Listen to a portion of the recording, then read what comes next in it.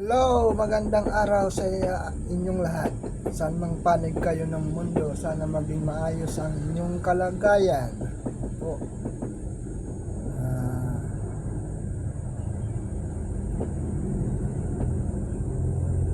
may nais lang akong itanong. Paano po ba magkaroon ng maraming viewing at saka subscriber? Tsaka itong ginagawa kong pag-vlog, hindi lang para sa akin.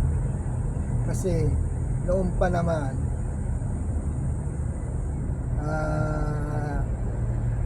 kahit hindi naka-video, gusto ko tumutulong din ako.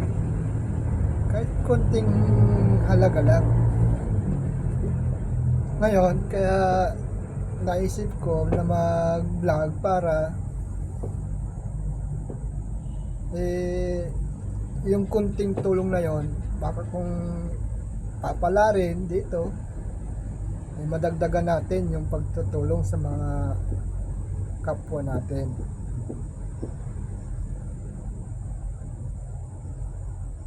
Hindi naman lahat ng pagbablog ay pang sarili.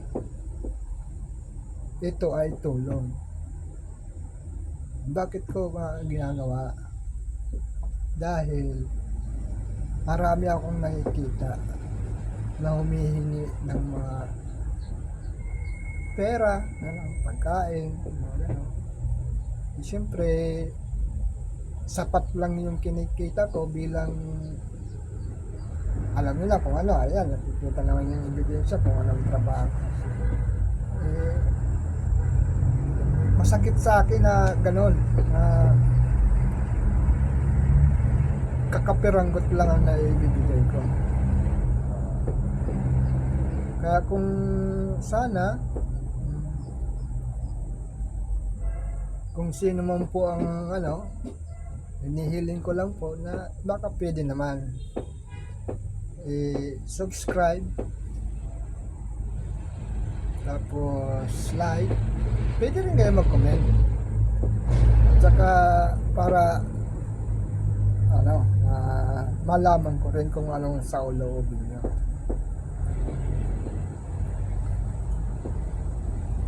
Hindi naman ako nagmamadali na akin lang, subok lang. Pag once na naging okay dito, tuloy-tuloy ang tulong. Pero hindi ko pa rin iwawaksi yung trabaho ko, dahil dito ako nag-umpisa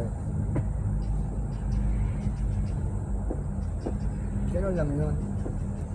Kung sa mga kababayan natin dyan na busilak ang puso,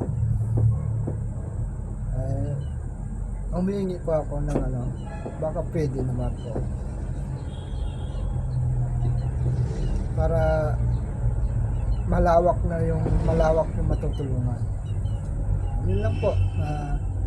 Sana po kayo.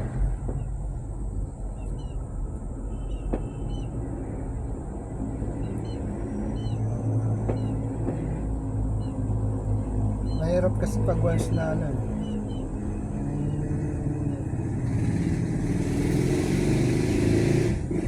nakikita mo yung mga kababayan natin humihingi sa'yo tapos wala kang maibigay. Then siyempre para din sa akin masakit din. Minsan nga may humingi sa akin, kulobi, banda dyan sa pauwi na ako nung time na yun tama may tira pa naman ako, baril lang. May humingi sa akin, ito ikonto ko to may humingi sa akin na sa na pulubi. Sir, pahingi ako lang kahit 10 piso lang, bili ko lang ng pagkain. Hindi tama-tama may tago-tago, may naiwan pa naman ako sa na bariya. Yung 20 pesos na bilog, yung bago, binigay ko na lang yon.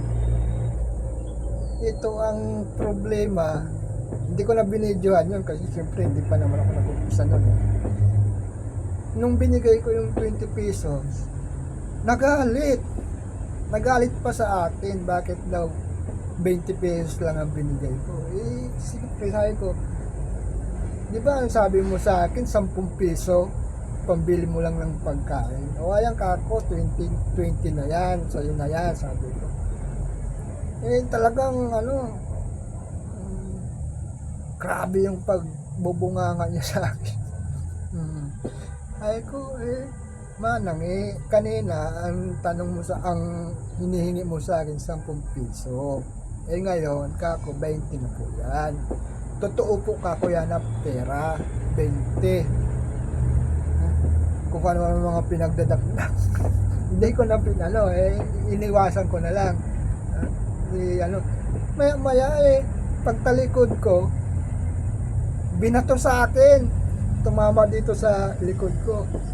Hindi ko na kasi syempre matanda pa naman yon, hindi ko na pinatulan. Ay ko sige, wala naman problema, sabi ko. Nung tuwing kasi isa lang ang tinatambayan dyan dyan dito lang sa may dinadaanan ko, papasok at saka pauwi. Pag nagkikita kami, siguro kilala niya rin ako umiiwas na siya ng tingin sa akin, saka hindi na siya humihingi. Oo. Kaya doon ko na realize na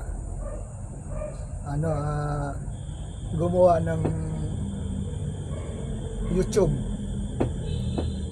Para sabi ko, in case naman na pala rin dito,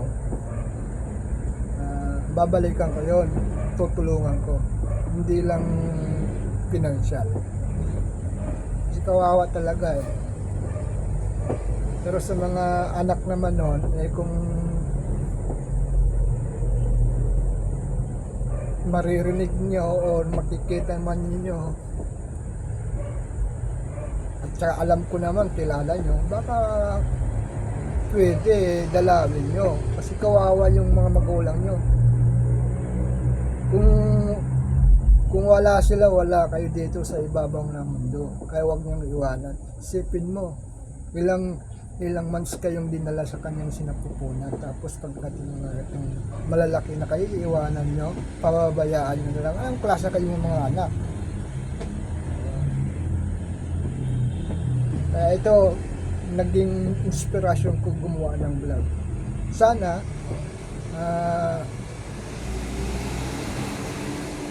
patulungan nyo rin ako na kahit sa pamagitan na ng pag-subscribe, pindutin nyo lang ang notification bell, mag-likes kayo, malaking tulong na po sa akin yan. Hindi pa naman ako bihasa talaga sa paggawa ng vlog kasi kakaumpisa ko lang, ilang days pa lang. Hindi naman ako nagmamadali. Yun lang po, at sana na po please tulungan nyo. Subscribe. Bye bye.